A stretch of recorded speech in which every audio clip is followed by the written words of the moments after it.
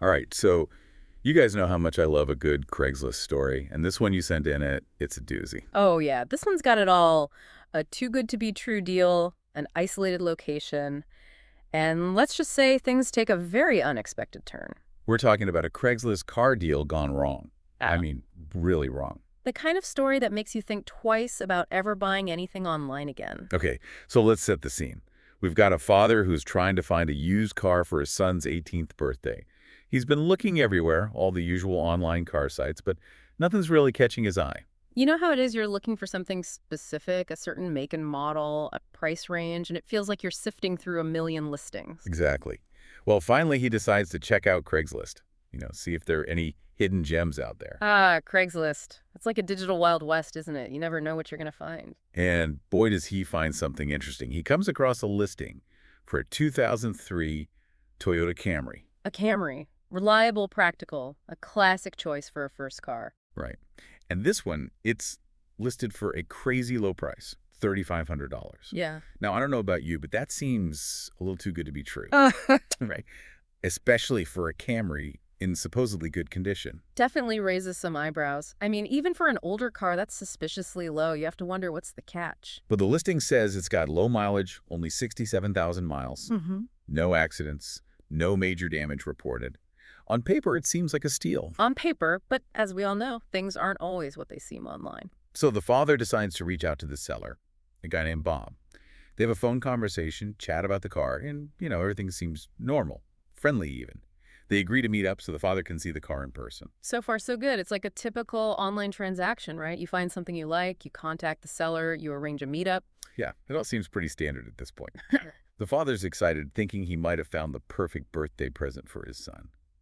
He grabs $3,500 in cash and heads out to the address Bob gave him. Cash in hand, ready to haggle a little and hopefully drive home a good deal. But when he arrives at the address, things start to get a little strange. Oh, I bet. This is where the story takes that turn, isn't it? So Bob's house, it's this small, rundown place at the end of a long dirt road, like way out in the middle of nowhere.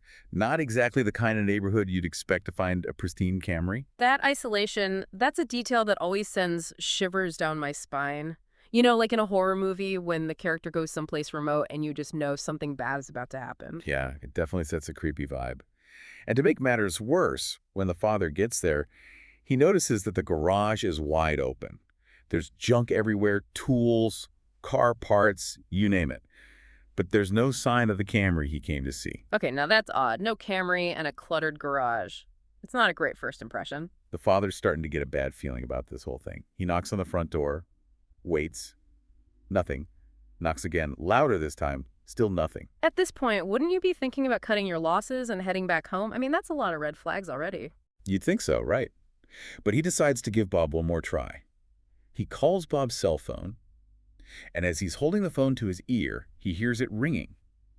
But the sound is coming from inside the house. Ooh. Okay, now we're getting into creepy territory. I mean, that's just plain weird, right? Yeah, it's definitely unsettling. And the father's starting to freak out a little. So he does what any of us would probably do in that situation. He decides to peek through a window, see if he can spot Bob inside. Oh, the classic horror movie move. Never ends well, does it? Well, he looks through a window and sees this dimly lit dining room. The father describes it as old-fashioned, like something out of another era. And at the back of the room, he sees a figure standing completely still, staring out the back door. Standing perfectly still. That's a little unnerving, isn't it? I mean, most people, when they hear someone at the door, they at least turn around to see who it is. Exactly. But this figure, it's like a statue, just staring blankly out the back door. Okay, I gotta know. What happens next? Does he try to get the figure's attention? He does. He knocks on the window, calls out Bob's name, but nothing. The figure doesn't even react. Now that's just creepy, like something out of a nightmare. Right. At this point, the father is starting to get really spooked. He's feeling foolish for coming out this far, and he's just about to turn around and leave when he notices that there's no fence in the backyard. He thinks maybe he can walk around back, see if there's another way to get Bob's attention, or maybe even find Bob himself out in the yard. So he's gonna walk around to the back of the house, alone, in the middle of nowhere. That's not a good idea. It's not a good idea at all. And you know what he finds in the backyard? I can't wait to hear this. He finds out exactly why that isolated location was such a bad sign. Remember how the garage was wide open? Well, the backyard, It was completely open, too. No fences, no gates, nothing but woods surrounding this creepy little house. And he walks back there completely exposed and, finally gets a clear view of that figure standing in the dining room. Oh, man. I can only imagine what's going through his head at this point. Like that slow motion realization that something is very, very wrong. It's the moment where the story goes from unsettling to, oh my God, run for your life. Because as he gets closer, he realizes that figure standing in the dining room, it's not Dob. It's not even a real person. Okay, so wait, is he saying it was like a mannequin or something? No, it's worse than that. Way worse. It was a taxidermied human. Just posed there in the dining room like some kind of, I don't even know what to call it. Oh my God, are you serious? A taxidermied human? That is messed up on so many levels. Who does that? That's exactly what the father was thinking. Like, who in their right mind would do something like that? And it was just standing there, like in plain view. Yeah, just staring out the back door. It's like whoever set this whole thing up wanted someone to see it. That is so creepy. I mean, I've heard of people collecting taxidermied animals, but a human, that's a whole other level of disturbing. It makes you wonder about the psychology of someone who would do something like that, right? What kind of person sees a human being and thinks, you know what, I'm going to stuck you and put you on display? It's a complete violation of, well, everything. It's like they're trying to control death to make it something it's not. Right. It's like they're playing God in the most twisted way possible. So what does the father do? Does he try to get a closer look? I mean, I know it's morbid, but you have to be a little curious. Well, you'd think so. But honestly, I think the sheer shock of it all just kind of shut down his brain. He didn't think about going back to his car, didn't think about calling the cops. He just ran as fast as he could back to his car, tires squealing as he pulled out of that dirt road and didn't look back. That's the fight or flight response kicking in. I mean, who wouldn't run after seeing something like that? It's like something straight out of a horror movie. Exactly. He's driving away, heart pounding, probably thinking he just escaped a scene from his worst nightmare. But as he's driving away, he glances in his rearview mirror and sees something that sends chills down his spine. Oh, come on, what now? Don't tell me the taxidermied human came to life and is chasing him down the road. Not quite that dramatic, but definitely still creepy. He looks back at the house and all the blinds are now shut. Except for two. Two blinds in that dining room window are bent open just a tiny bit, as if someone was watching him leave. No way. You're kidding me, right? Someone was watching him the whole time. That's what it seems like. And it makes that taxidermied human even more disturbing. It's like it wasn't just some random creepy decoration. It was a message, a warning, or maybe even a threat. It's like they wanted him to know they were there watching his every move, like some kind of twisted game. Right. And it makes you wonder what would have happened if he had stayed longer or tried to confront them. I don't even want to think about it. Me neither. So I think the big question here is, what do we learn from this?